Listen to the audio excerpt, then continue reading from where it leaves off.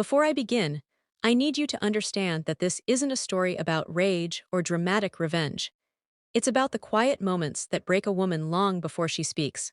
I was married for 12 years, and for most of them, I believed loyalty was our strongest bond. I believed trust could survive routine, stress, and silence. What I didn't know was that betrayal doesn't always crash into your life. Sometimes it tiptoes in, wearing familiar shoes, speaking in a voice you trust. This is the story of how I discovered the truth, how I learned to stay calm while my world cracked, and how karma doesn't need shouting to be heard. Sometimes, it simply waits for the right moment to reveal itself. I thought I knew my husband after 12 years of marriage, but betrayal doesn't announce itself loudly. It arrives quietly, disguised as routine. Mark and I had built our life on patterns. Morning coffee at the same time, shared jokes about traffic, and small notes on the fridge reminding each other of errands. That normalcy made everything else harder to question. When Mark started staying late at work, he explained it away with deadlines and client dinners. He would loosen his tie and sigh when he came home, saying, "I'm exhausted," and I would nod, believing him because trust had always been our language. Still, something inside me felt unsettled. He guarded his phone like it was fragile glass, tilting the screen away from me, silencing notifications the second I walked into the room. One night I asked, "Who keeps texting you?" And he smiled without looking up and said, "Just work stuff." At night, he turned his back to me, his shoulders tense, his mind somewhere else. I blamed stress, not suspicion, because it felt safer. The truth didn't come all at once. It revealed itself through small, cruel details that stacked quietly in my chest. A receipt in his jacket pocket for a hotel across town, dated on a night he said he worked late. An unfamiliar perfume clinging to his collar when I hugged him hello. I asked casually, "Did you change your cologne?" He shook his head and said, "No, why?" His voice was steady, and that steadiness confused me. Then there was a name I didn't recognize saved under a fake contact on our shared phone bill. I stared at it for a long time before closing the app. My chest tightened, but I stayed silent, watching and learning. I told myself I needed proof, not panic. I told myself I was imagining things because the alternative felt unbearable. The worst part wasn't even the possibility of cheating. It was how calmly he lied to my face. He would sit across from me at dinner and ask, "How was your day?" As if nothing was wrong. When I answered, he nodded at the right moments, but his eyes were distant. One evening I said, "You seem far away lately." He reached for my hand and replied, "I'm just tired, babe, don't worry." That word babe sounded rehearsed. Another night I asked, "Are we okay?" He laughed softly and said, "Of course we are, why wouldn't we be?" I smiled back, feeling foolish for even asking. The moment everything shifted came on an ordinary evening. I was folding laundry in the living room, the television playing quietly in the background. Mark had left his laptop on the coffee table. Suddenly, it chimed. A message preview flashed across the screen before it disappeared. I froze, a towel half folded in my hands. The message ended with a heart. My breath caught in my throat. I didn't touch the laptop. I didn't move closer. I just stood there, staring at the empty screen, replaying that single image in my mind. When Mark walked back into the room, I asked, "Did you need your computer?" He looked surprised and said, "Oh yeah, sorry," then closed it quickly. "Just work emails," he added too quickly. That night, I lay awake beside him, listening to his breathing. I remembered the first year we were married, how he used to pull me closer in his sleep. Now there was space between us, cold and deliberate. I stared at the ceiling and whispered into the darkness, "What are you hiding from me?" Of course, he didn't answer. The next morning, I made coffee like always. He kissed my forehead and said, "Love you." I watched him leave and wondered when those words had started meaning less. I told myself I wouldn't confront him yet. I needed to be sure. I needed to protect myself from excuses. I didn't know it then, but that single message with a heart had already ended my marriage. He just hadn't realized it yet. I didn't confront Mark immediately after seeing that message. I needed clarity, not excuses. My mind refused to settle. Every small interaction became a test, a search for signs I hadn't noticed before. I started paying attention in ways I never had, memorizing patterns, noting small inconsistencies, marking dates and times mentally. I wanted to understand the depth of what I was facing. The affair wasn't a random mistake or a moment of weakness. It was organized, ongoing, and emotional. Her name, I discovered, was Leela. She wasn't just someone passing through his life. She knew about me, which cut deeper than anything else. I felt a quiet fury mixed with heartbreak. I needed proof, something undeniable. Every day for a week, I checked his laptop and phone backups discreetly, careful not to leave traces. Screenshots of messages, emails, and calendar invites marked as meetings piled up, each one heavier than the last. I saved them all methodically, labeling dates and times, constructing the timeline of his deception. He started seeming tense, distracted, almost perceptibly nervous. One evening, as he prepared dinner, I calmly slid my phone across the counter, showing him the evidence. "Look," I said softly. He froze, his fork trembling in midair. He didn't deny it. His face drained of color as he scrolled through the messages. I'm sorry," he stammered, eyes wide. "I didn't mean for this to happen." I let him talk, letting the words flow over me while I kept my voice steady. "Mark," I said, "explain to me why you thought this was acceptable." He hesitated, swallowed, and finally admitted, I was lonely. We grew apart. I never meant to hurt you this way." I nodded slowly. "So that excuses lying to me every day." He looked down, ashamed, muttering, "No, please don't ruin everything." I froze at that sentence. "Everything?" I asked. He looked up, panic in his eyes. "Please don't tell anyone yet. Just let me fix this. I'll end it, I swear." I nodded, pretending to believe him, but inside I knew there was something more. Something he was desperate to hide. "And Leela?" I asked. "It's over," he said, but his tone wavered. "I've ended it, I promise." I let him leave that night without further confrontation. I told myself I was gathering information, observing quietly. I noticed every small change in his routine. Every time he received a call, he answered hastily, stepping away. Every time he walked past the living room, his shoulders tensed, his brow furrowed. I asked myself how he could be so calm, yet so afraid. It was as if he was carrying a secret far worse than the affair itself. My mind kept turning over possibilities, searching for what he was protecting. Every lie he had told suddenly felt like a piece of a puzzle. The affair was just one layer, a mask hiding something bigger. Over the next days, I began to feel the shift in our interactions. "I'll make it up to you," he said, his voice low. "I promise, just give me time." I didn't respond. "Do you still love me?" he asked one night, sitting across from me at the kitchen table. I let the silence answer him. He sighed heavily. "I never wanted to hurt you," he whispered. I stared at him, letting him see the weight of my disappointment without needing to speak. I wanted to confront him, to demand the truth, but I had to be careful. Patience was my ally. I needed him to reveal the secret willingly, if only through fear of it being exposed. I started noticing the small inconsistencies that pointed to his hidden detail. Receipts, emails, unexplained notes on his desk. "Mark, what's this?" I asked once, picking up a folder he had forgotten. "Nothing, just work stuff," he replied quickly. I made a mental note. His avoidance, his nervous glances, they were like breadcrumbs leading me somewhere. He wasn't lying about the affair anymore, that part was ending. He was lying about the consequences. And that's when I realized that whatever he was hiding could be far worse than I had imagined. One evening, he sat beside me on the couch and whispered, "I'm trying to fix this for us." I looked at him, my hands folded over my lap. "You should have thought about fixing it before it started," I said. His shoulders slumped. "I know, he hesitated. "Please don't involve anyone else, just let me end this quietly." I nodded again, outwardly calm, but inside I was plotting silently. I began to consider what it would take to reveal everything without putting myself at risk. I knew the affair wasn't the full story. I had to find the one detail he was desperate to keep hidden, the one thing that would turn his lies into consequences he couldn't escape. Every day after that, I observed, documented, and waited. "Do you still check your emails at work?" I asked casually one morning. He looked startled. "Sometimes, why?" I shrugged. "Just curious." His fingers drummed nervously against the kitchen counter. I realized he was starting to panic, his carefully constructed lies beginning to falter under my silent scrutiny. "You're very attentive these days," he said, avoiding my eyes. "I've just been busy," I replied. That was all I said, letting him stew in his own guilt. Then came the breakthrough.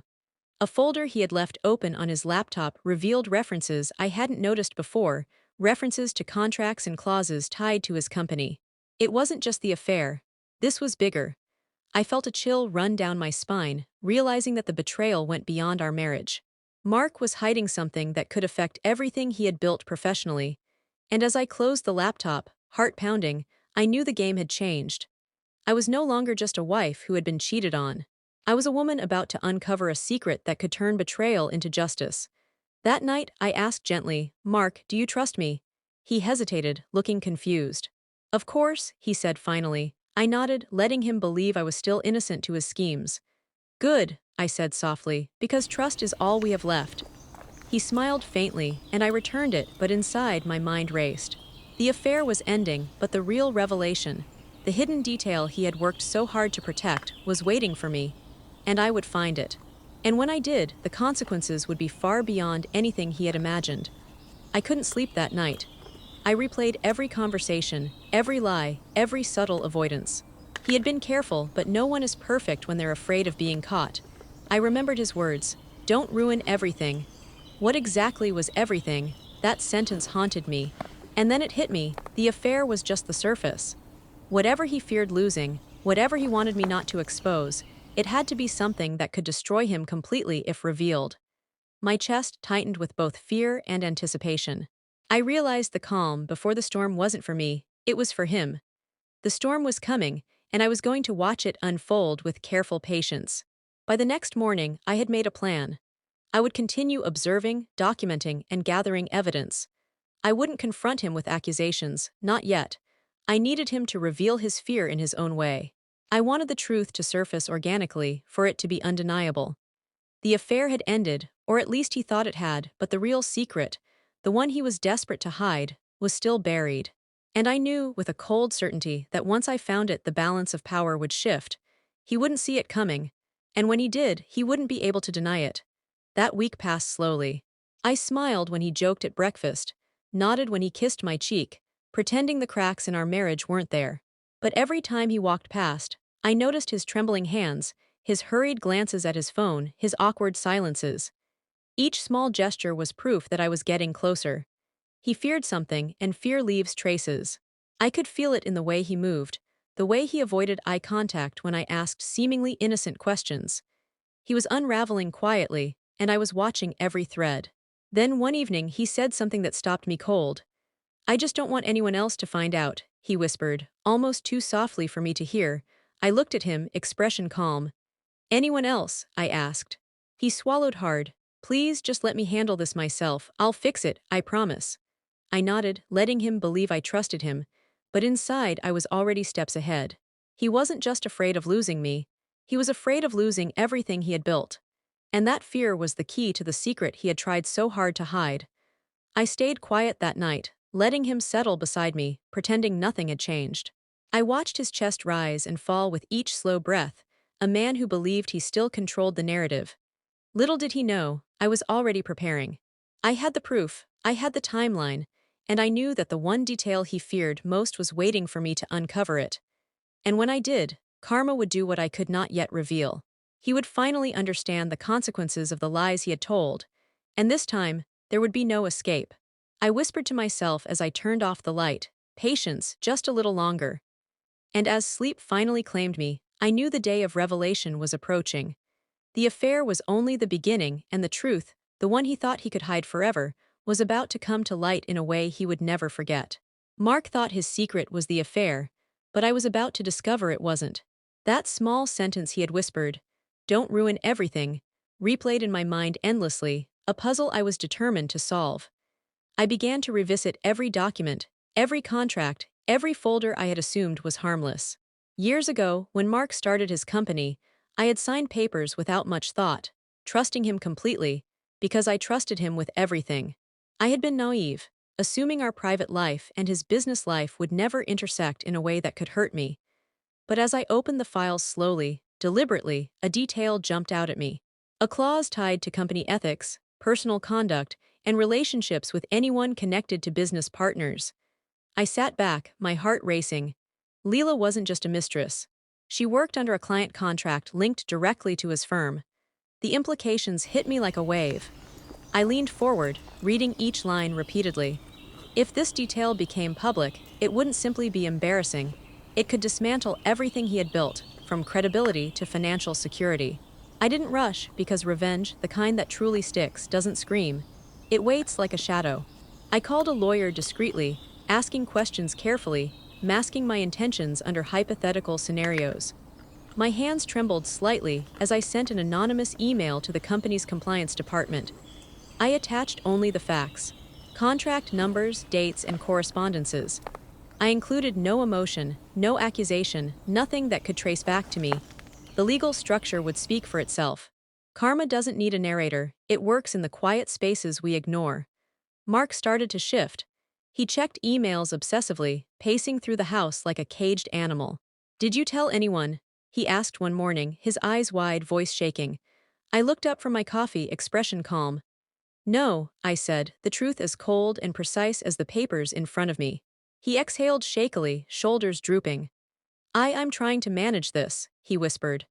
I nodded, letting him believe he could contain what was coming. But inside, I felt the satisfaction of the unseen mechanism already moving. Karma doesn't need intervention when the system is strong. That evening, he sat on the couch, staring blankly at the wall. "I don't understand how this is happening," he muttered. "I ended it, I thought that would fix everything." I poured myself a cup of tea, watching him. "Mark," I said quietly, "you ended the affair. That doesn't end the consequences of the choices you made." He looked at me, confusion mingled with fear. I didn't know it could be this serious. I remained silent, letting the weight of his own words settle around him. Every decision has a consequence, he was learning, and every lie carries its own weight. Over the next few days, I watched him unravel. He avoided eye contact, flinched at the sound of emails pinging, and grew jittery when his phone vibrated. He tried to charm me again, saying, "I'll make it right, I promise. Please don't ruin what I've built." I sipped my tea slowly. "It's not me ruining it, Mark. It's your choices catching up with you." He looked pale, almost sick, pacing the length of our living room. I noted every tremor, every hesitation, every swallowed word. These were the traces of fear, and fear is what reveals the truth people try hardest to hide. Then came the twist that stopped my heart for a moment. As I reviewed the documents again, I realized something. Leela's contract wasn't just connected to the firm. It was tied to a major project that Mark had personally overseen, one that required ethical transparency. She had been strategically placed, whether knowingly or unknowingly, under his management. My anger flared, but it was controlled, precise. This wasn't just personal betrayal anymore, it was professional, a potential collapse that could ruin him completely. I leaned back, feeling both horror and a grim satisfaction. The truth was bigger than I had imagined. One afternoon, I heard him muttering while he worked on his laptop. I can't believe this is happening. How did she know?" I smiled faintly, walking into the room. "Did I know what?" I asked casually. He flinched. Nothing." "Forget it," I shook my head gently. "Mark, secrets have a way of surfacing. You just didn't expect it to be so inevitable." He swallowed hard, realizing I was aware of the situation's full scope. I let the silence stretch, letting his panic grow without a word from me. At dinner that night, he tried to make light conversation. "You know, maybe I overreacted," he said. I looked at him, expression neutral. "Maybe," I replied softly, placing my fork down. "But overreacting is the least of your worries." His hand trembled as he reached for his glass of water. I thought I was careful," he said, voice cracking. I tilted my head. "Careful doesn't change consequences, Mark."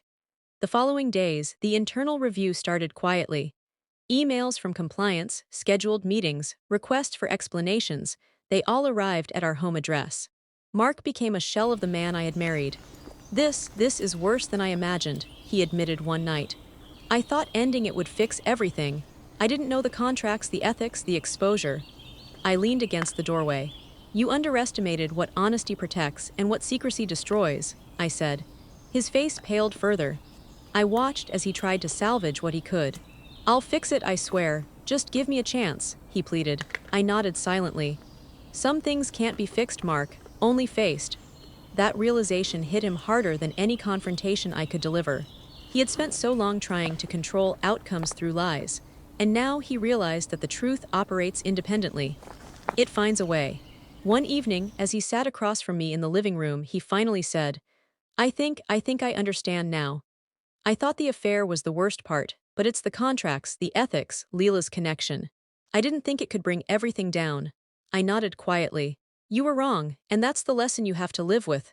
His eyes dropped, shame and fear intertwining. I could feel the shift in him, the surrender to accountability that he had avoided for so long. The twist, the revelation about the contracts, changed everything. The affair was merely a symptom, but the consequences were structural. I had stayed calm, waited, and let the pieces align. He realized too late that trying to hide one truth can unravel far more than anyone anticipates. Every glance he gave me carried the weight of someone understanding that patience, observation, and strategy have far more power than impulsive actions. Karma, I realized, isn't loud, it's precise. It waits for the perfect alignment to deliver its lessons. That night, I watched him leave the room quietly, and I whispered to myself, "It's happening exactly as it should." The storm of consequences had begun, and he had no idea how complete it would be. Leela had been removed quietly, the contracts flagged, and the internal review moving forward. I remained a silent observer, the architect of his reckoning without ever being named. The affair, the betrayal, and the hidden contracts converged into a single, unavoidable moment. And as I sat in the dark, I realized one undeniable truth. Sometimes, the quietest patience delivers the loudest justice. Mark's fear had become my tool. His anxiety over the hidden detail, the contracts, the compliance review, it all worked without me saying a word. I watched his every movement, every twitch of discomfort, every hastily deleted email. The very thing he had tried to protect himself from exposure was moving like a tide toward him. I didn't need to push it. Karma, in its methodical way, was already doing the work. And I knew, deep down, that when Monday came and the review began, the consequences would be complete, leaving him with only the cold understanding that his choices had created this inevitable end. By the end of that week, Mark's demeanor had completely shifted. I can't sleep," he admitted one night, his voice barely audible. "Everything is unraveling and I can't control it." I simply nodded, pouring myself a cup of tea. "Control is an illusion, Mark, accountability isn't." He flinched at my words, realizing that what I said wasn't a threat, it was a fact. Every hidden truth he tried to protect, every lie he spun, had created a structure that could no longer support him. And now, he was learning that no charm or apology could undo the consequences of carefully concealed deception. I watched him quietly as he went through the motions of work and life. Each action, a subtle reminder that his secrets had consequences. I didn't rub his nose in the affair. I didn't scold him. I let the system, the truth, and the exposure do what I could not. He had tried to hide, to manipulate, to control, but everything he feared was now moving inescapably toward him. And as I sipped my tea, I realized that sometimes the most effective revenge isn't loud or obvious. It's watching the truth unfold in precise, undeniable ways, letting the very structure someone trusted carry them to their reckoning. That week ended with him pale and shaken. I don't know what to do," he admitted finally. I looked at him and said softly, "You have to face it. That's all you can do now." His shoulders sagged as he finally accepted that his careful lies, his manipulations, and the affair itself were nothing compared to the force of truth he had ignored. Karma, silent and patient, had arrived. And I knew that from this moment forward, nothing would protect him from the consequences of what he had chosen. The investigation moved quietly but steadily, like a tide eroding everything Mark had built. Days turned into weeks, and with each email, each request for explanation, his confidence crumbled. I watched from the sidelines, careful not to interfere, letting the consequences play out exactly as they should. Mark had been removed from his position quietly, the internal review uncovering breaches in conduct, his professional credibility shaken in ways he hadn't anticipated. Leela disappeared from our lives just as silently, leaving no trace behind. No drama, no confrontation, only the undeniable weight of truth catching up with lies.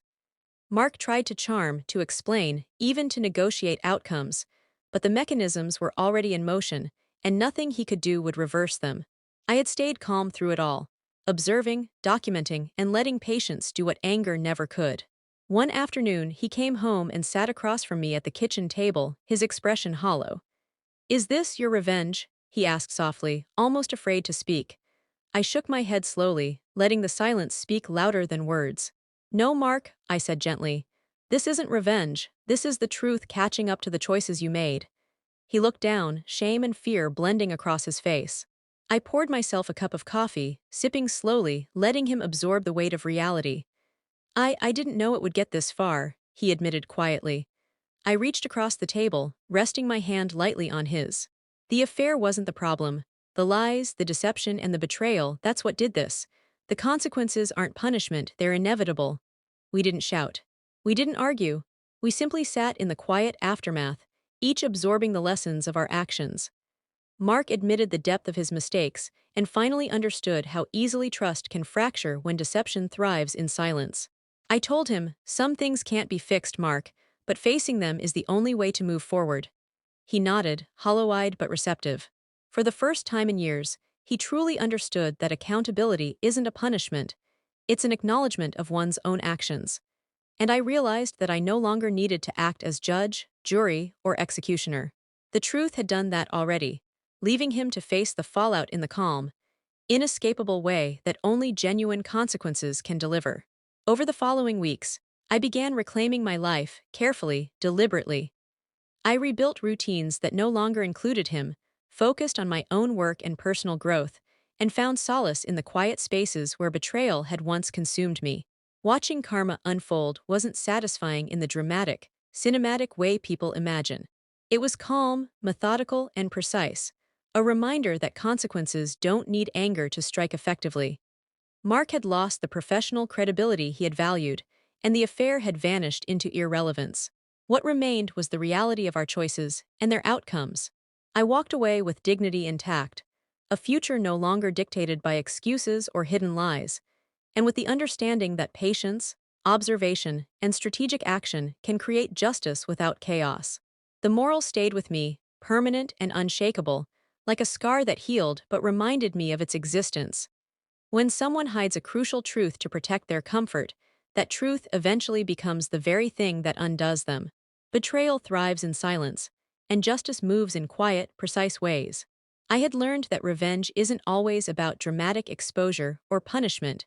It's about letting people live with the consequences of their choices while reclaiming your own life. I had done that, and in doing so, I rediscovered my own strength, my clarity, and the ability to trust again, starting with myself. The house felt empty yet whole, and I finally understood that letting truth work its course is the ultimate form of justice. I want anyone listening to understand this. Betrayal doesn't always arrive with a bang. Sometimes it creeps in silently, through lies disguised as routine and trust taken for granted. But consequences, like karma, are patient. They move quietly, strategically, until they reach their mark. My story isn't about vengeance. It's about clarity, patience, and letting truth reveal itself in full force. I walked away without screaming, without forcing confrontation, and yet justice arrived exactly as it should. Betrayal taught me that honesty, patience, and careful observation are more powerful than anger or retribution. Life rebuilds itself when we let truth do the work, and strength grows in the spaces where lies once hid. This is what I learned, and it's what anyone betrayed must remember. The truth always finds a way.